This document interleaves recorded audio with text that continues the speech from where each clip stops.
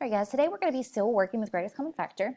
We're just going to do a review of what we did yesterday. I'm going to walk you through questions 1 and 2 to help you get started.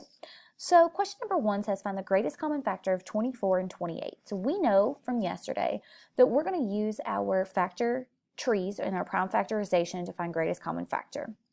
So the first thing that we need to do is we need to put 24 and 28 at the top of our factor trees.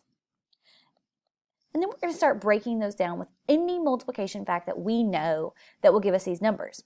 I know that 24, I can multiply together 2 and 12 to get 24. And then I'm going to look to see if either one of those is prime.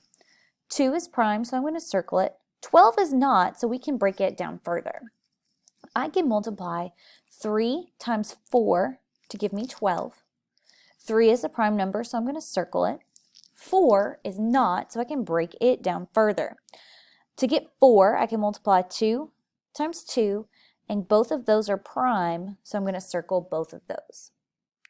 Then what we're going to do is we're going to come down here and we're going to write our prime factorization for 24.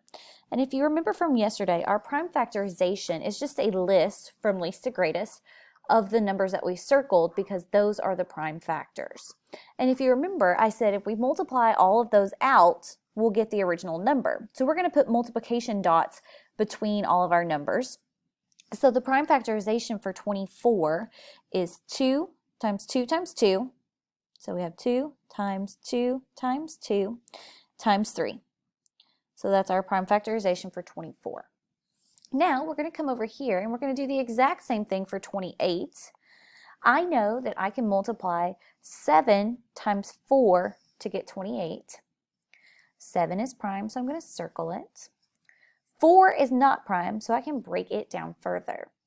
So I know that I can multiply 2 times 2 to give me 4, and both of my 2's are prime.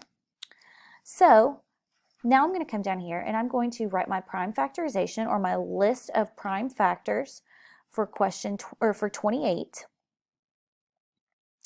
And that is 2 times 2 times 7. And now we've got to look and see what we have in common here.